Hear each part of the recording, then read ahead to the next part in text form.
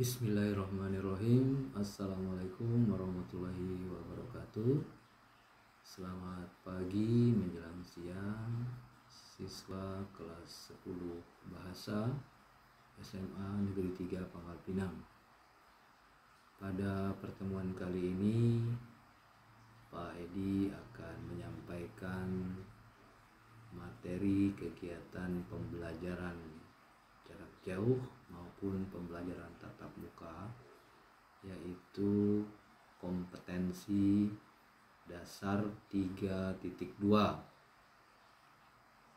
Kompetensi ini akan kita pelajari berkaitan dengan materi kategori kata atau kelas kata yang meliputi kata benda, kata kerja, kata sifat, kata keterangan, dan kata bilangan.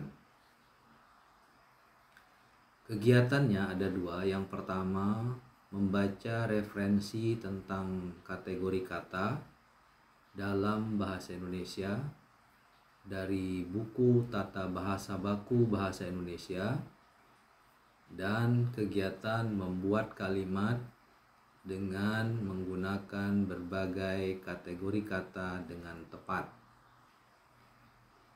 Kita lihat dulu pengertian kata ya. Pengertian kata. Kata merupakan suatu unsur yang dapat membentuk suatu kalimat. Kata dapat juga dibentuk dari suatu proses morfologis. Proses morfologis tersebut yaitu pengimbuhan atau afiksasi, perulangan atau reduplikasi, penggabungan atau komposisi. Kemudian tujuan proses morfologis tersebut yaitu untuk menyampaikan maksud yang dimuat dalam kalimat. Kata memiliki kedudukan sebagai subjek, predikat, objek, dan keterangan dalam suatu kalimat. Keempat kedudukan tersebut disingkat dengan SPOK. Terkait dengan jabatan yang ada di dalam kalimat dan hubungannya dengan fungsi dan makna yang ditunjukkan, kata dapat dikategorikan ke dalam kelas kata. Kelas kata dibagi menjadi 5 jenis. Jenis-jenis tersebut yaitu kata kerja atau verba, kata sifat atau adjektiva, kata keterangan atau adverbia, kata benda atau nomina, kata bilangan atau numeralia, dan kata ganti atau pronomina, serta ada kelompok kata tugas. Sekarang kita lihat penjelasan tentang kata benda atau nomina.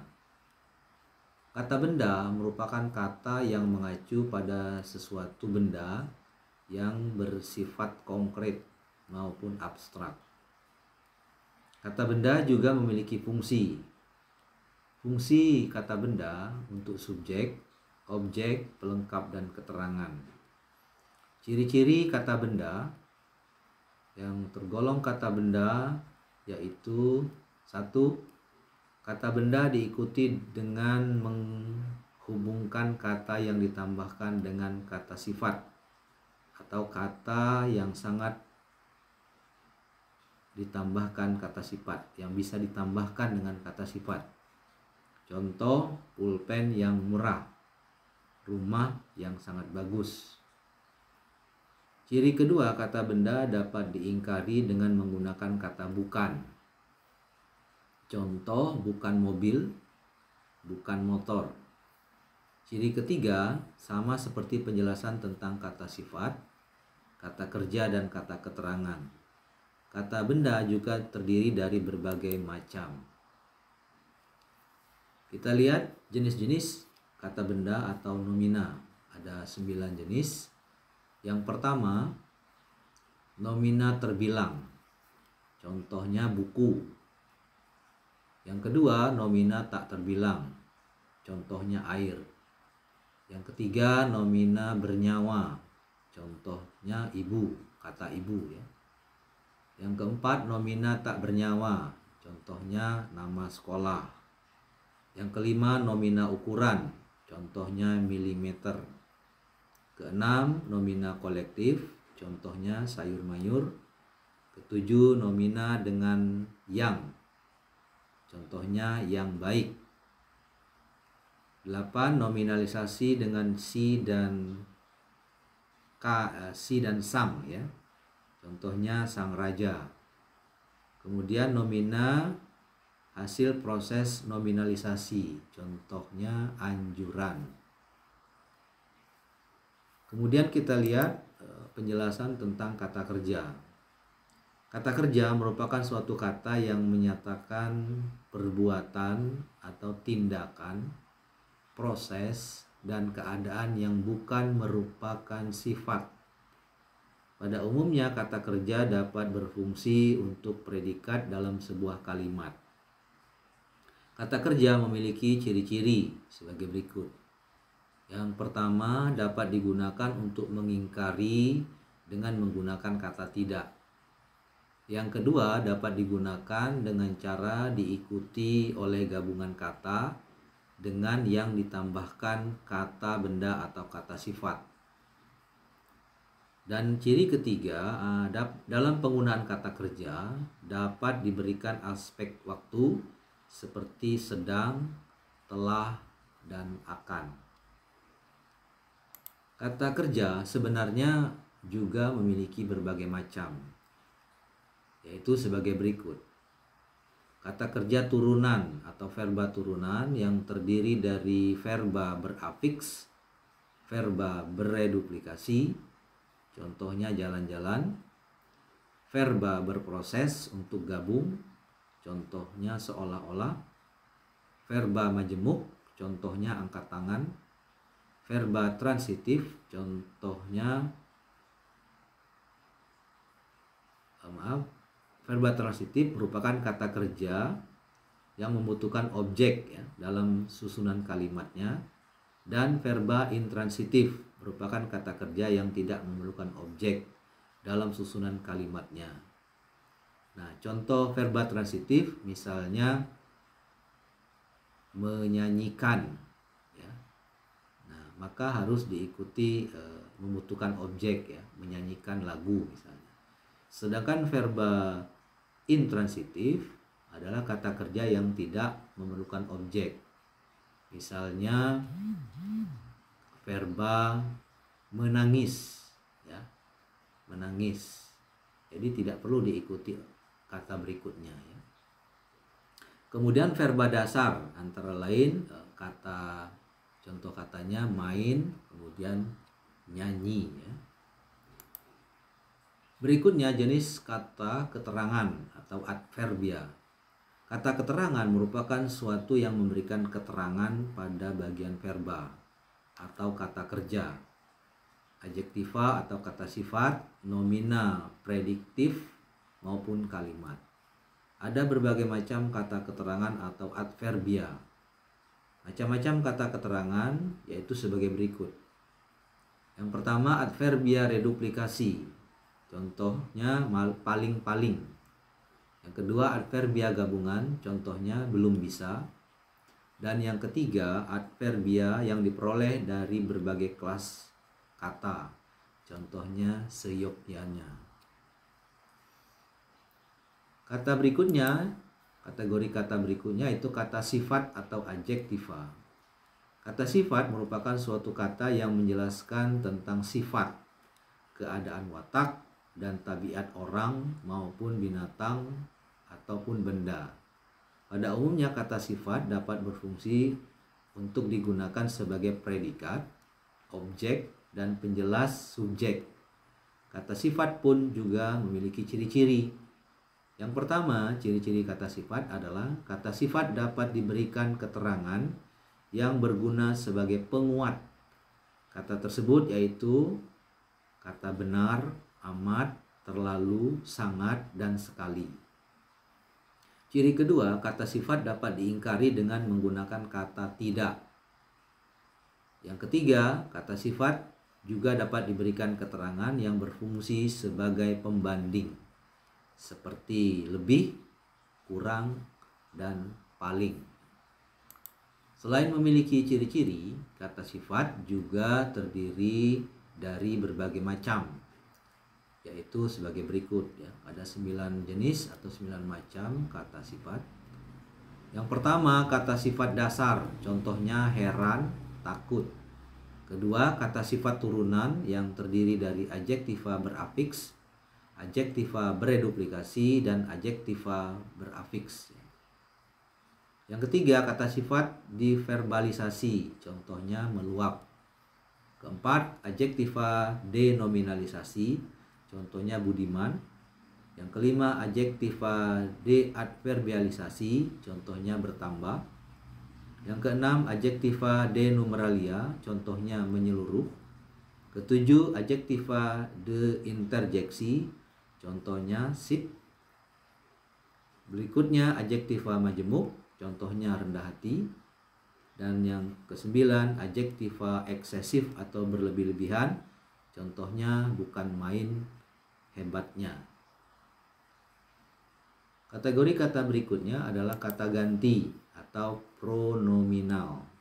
Kata ganti merupakan suatu kata yang digunakan untuk mengacu pada nomina yang lain. Kata ganti juga memiliki fungsi, yaitu pengganti kata benda atau nomina. Pronomina terdiri dari 3 macam, yaitu pronomina personal, pronomina penunjuk, dan pronomina penanya. Nah, kita lihat masing-masing penjelasannya sebagai berikut. 1. Pronomina persona terdiri dari pronomina reduplikasi, contohnya kami-kami. Pronomina yang berbentuk frasa, contohnya kau itu atau mereka itu misalnya. Pronomina yang berbentuk takrif atau pemberitahuan, contohnya dengan ini. Yang kedua, pronomina penunjuk terdiri dari pronomina yang memberikan penunjuk bersifat umum, contoh itu misalnya. Pronomina yang memberikan penunjuk berupa tempat, contohnya sana atau sini ya. Dan pronomina yang memberikan penunjuk berupa ikhwal, contohnya begitu. Dan yang ketiga, pronomina penanya merupakan pronomina yang digunakan untuk memberikan pemarkah pada pertanyaan. Contohnya kata tanya apa dan di mana ya. Kategori kata berikutnya itu kata bilangan atau numeralia. Kata bilangan merupakan suatu kata yang digunakan untuk menghitung jumlah atau banyaknya binatang, benda, atau orang. Numeralia memiliki berbagai macam, yaitu sebagai berikut. 1. Numeralia penuh yang masih dibagi lagi menjadi bilangan penuh, contohnya 4, 5. Bilangan pecahan, contohnya 3/8, 2/5.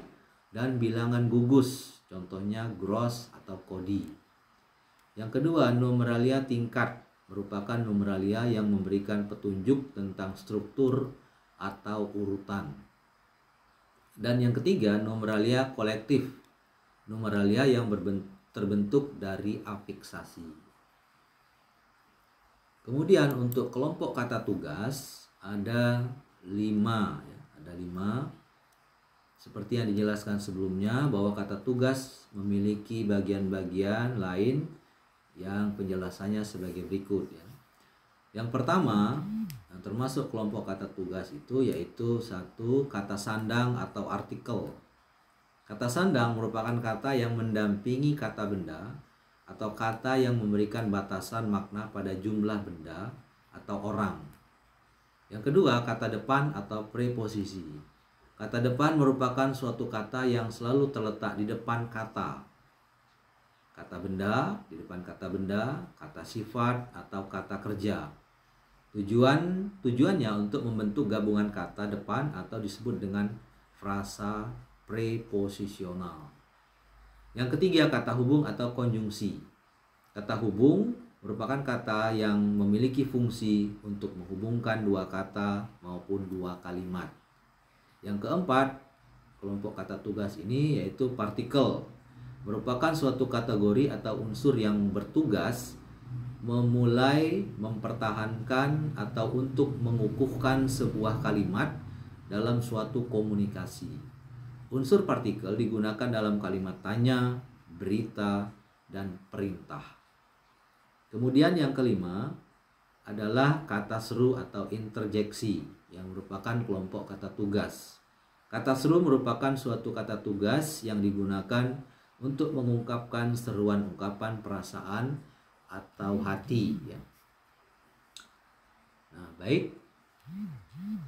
Setelah tadi kalian mendengarkan beberapa penjelasan tentang kategori atau kelas kata, kalian mempunyai pengetahuan yang cukup untuk kegiatan pembelajaran berikutnya, yaitu membuat kalimat dengan kata-kata atau kelas kata yang tadi sudah disampaikan.